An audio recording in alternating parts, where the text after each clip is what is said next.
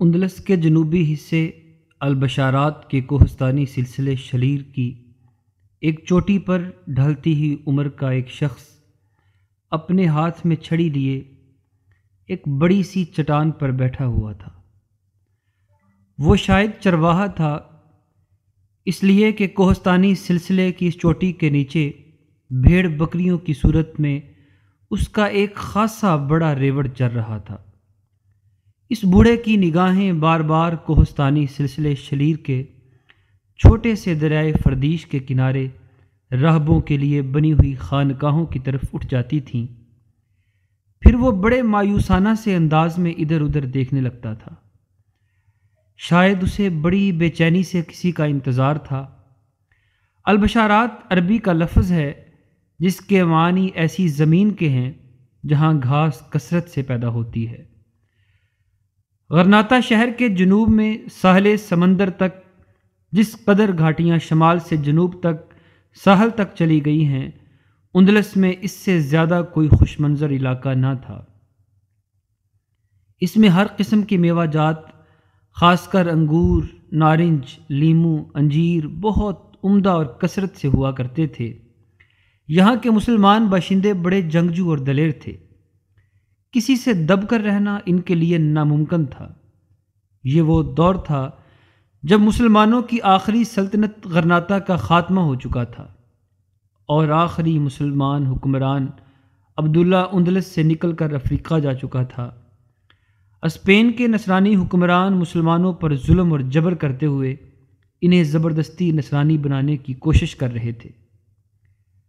مسلمانوں کی بدقسمتی، جب مسلمان اسپین پر حملہ آور ہوئے، یورپ والے انہیں مورس کے نام سے پکارتے تھے، اور جب اسپین میں مسلمانوں کی حکومت ختم ہو گئی تب اسپین کے حکمرانوں نے مسلمانوں کو زبردستی عیسائی بنانا شروع کیا، اور جو لوگ عیسائی بنا لیے جاتے انہیں حقارتاً مارسکوز کہہ کر پکارا جانے لگا تھا۔ جن مسلمانوں کو زبردستی نصرانی بنا لیا جاتا تھا وہ کلیساؤں میں ضرور جاتے تھے، لیکن گھر آ کر دروازے بند کر کے 5 وقت کی نماز بھی پڑھتے تھے، اس لیے کہ اپنی جانوں اور اپنے ناموس کو بچانے کے لیے بظاہر انہوں نے نصرانیت قبول کر لی تھی، لیکن باطن میں وہ اپنے دین سے منسلک رہے۔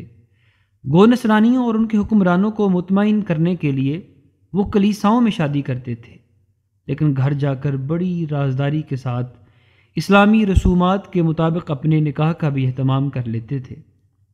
البشارات کے علاوہ جہاں کہیں بھی مسلمان تھے انہیں مجبور کیا جا رہا تھا کہ وہ ہر صورت میں نصرانیت قبول کریں۔ صرف البشارات میں جو جنگجو قبائل بیٹھے ہوئے تھے وہ ابھی تک ان پابندیوں سے آزاد تھے، اس لیے کہ آئے دن البشارات کے مسلمان جنگجو قبائل اور ہسپانیہ کی نصرانی انتظامیہ کے درمیان جھڑپوں اور لڑائیوں کا سلسلہ جاری رہتا تھا۔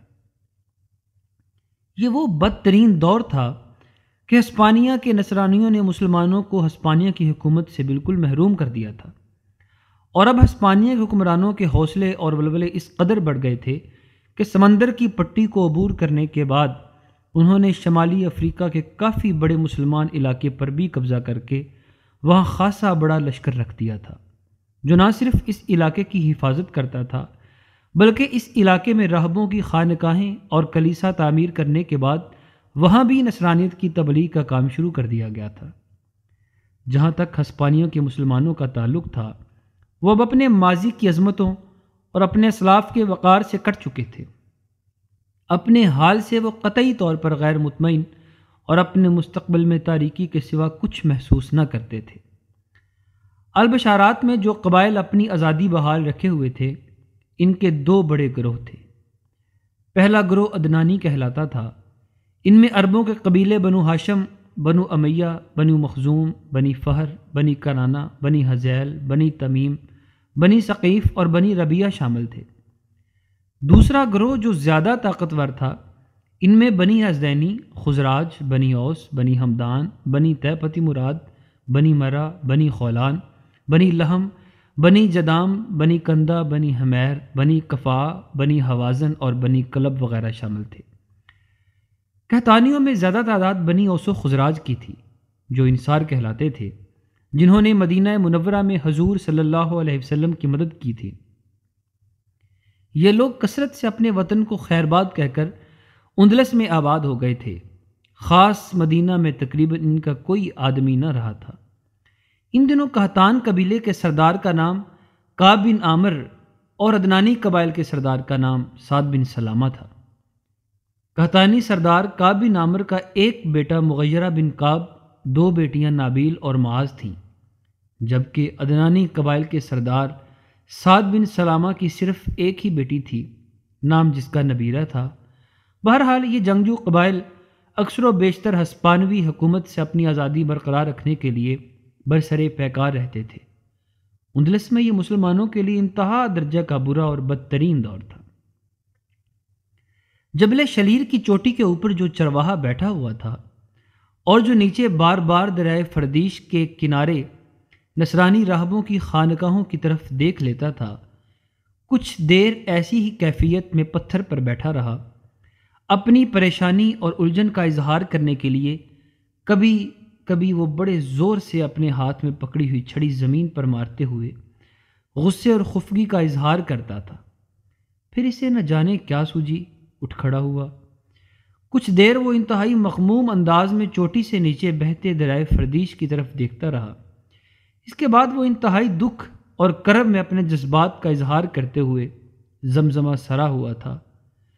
جو نغمہ وہ الاپ رہا تھا اس کا مفہوم کچھ اس طرح تھا: تمام ہوں گے میرے خدا یہ امتحان کیسے، سلگ رہے ہیں ہمارا کوئی خدا نہ ہو جیسے، بجھ رہے ہیں حریم قلب میں سلامتی کے چراغ، کوئی سحر ہمارے مندر میں نہ ہو جیسے، روز بنتے ہیں بگڑتے ہیں بکھر جاتے ہیں، محروم کوئی آب بخت سے حناب ہو جیسے، اے خدا تیرے جہاں میں کس سے منصفی چاہیں، سلامتی ناپید یہاں انصاف انک ہو جیسے، ڈوبا ہے ہر کوئی ہوا و ہوس کی گندگی میں، اس زمین کی ہست و بود ہی بے ضمیر ہو جیسے، مر رہے ہیں لوگ بے وجہ زہر گزیدوں کی طرح، کائنات میں خدایا بس جار نہ ہو جیسے، ہم تو راہی ہیں گزر رہے ہیں خار زاروں میں، العما دامن نسل نو الجھ گیا ہو جیسے۔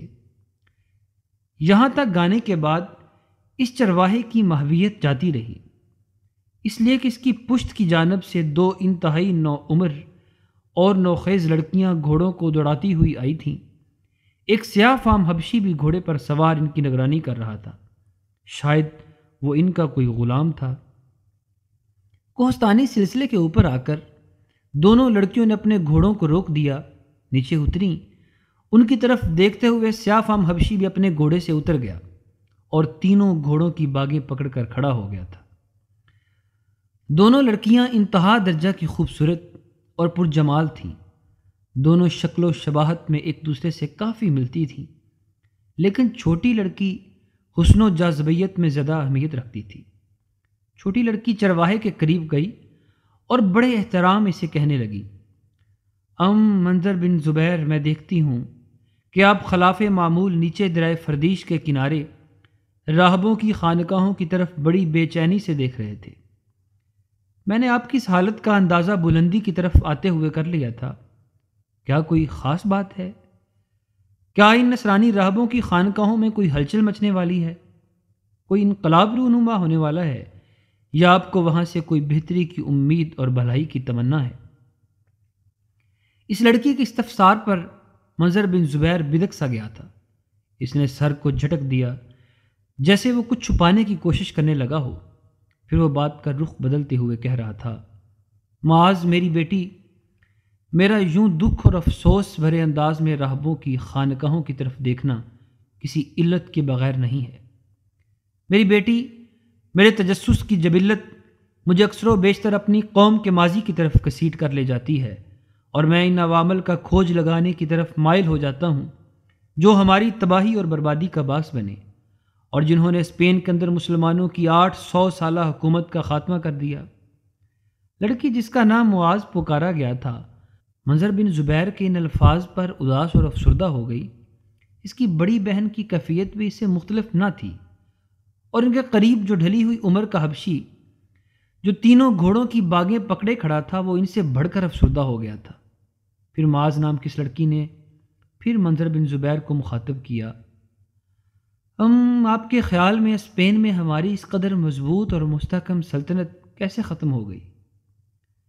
جواب میں منظر بن زبیر کچھ دیر تک ہونٹ کاٹتا رہا، آنکھوں میں نمی اتر آئی تھی، پھر انتہائی دکھ بھرے انداز میں کہنے لگا، معاذ، اس سرزمین کی تاریخ یوں تو تمام دنیا کے لیے اہم اور دلچسپی کا باعث رہے گی، مگر عبرت خیزی اور درس آمیزی کے لیے مسلمانوں کے لیے انتہا درجہ کی اہمیت اختیار کر جائے گی۔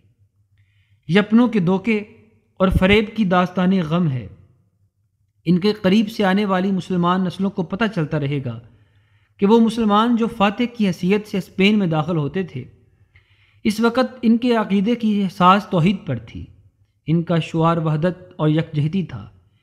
اس عقیدے اور شعار کو بنیاد بنا کر اسپین کے فاتح مسلمانوں نے پوری تہذیب اور معاشرت اور معیشت اور سیاست کی عمارت کھڑی کی تھی، پر ہائے حیف، احکامات خداوندی کو پس پشت ڈال کر اور اللہ کی رسی کو مضبوطی سے تھامنے کے اصول کو فراموش کر کے آپس کی لڑائیوں اور جنگوں پکار کو اپنا شعار بنا لیا۔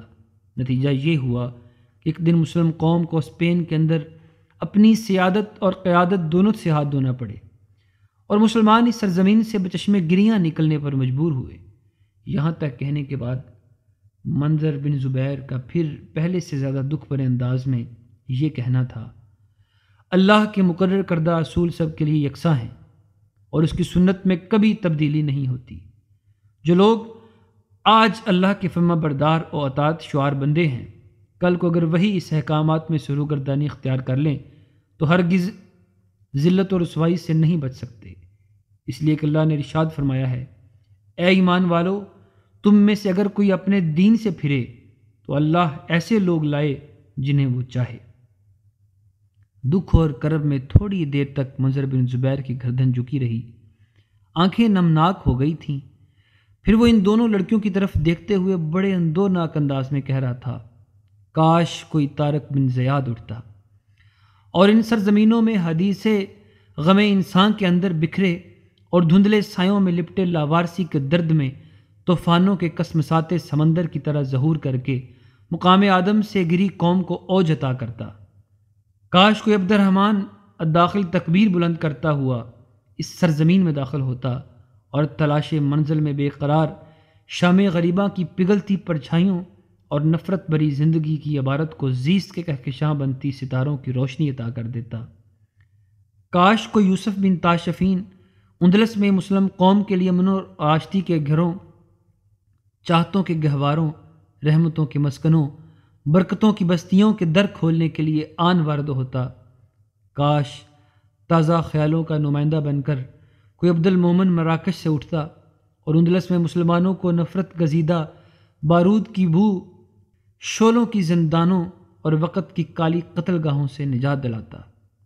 پر ہائے حیف، لگتا ہے ہماری آنکھوں کے اوطاقوں میں آس کے بجھے دیے ہی لکھے ہیں، کرنوں کا غبار اپنے دامن میں ہمارے لیے صرف زرد تعبیریں ہی رکھتا ہے۔ ہی ہاتھ احیات وہ قوم جو صدیوں تک ان سرزمینوں میں کامیابی سے حکومت کرتی رہی، لگتا ہے اب ان کی بچی کھچی نسلوں کے مقدر میں قطرہ قطرہ بن کر گھلنا اور ذرہ ذرہ بن کر سلگنا ہی لکھا جا چکا ہے۔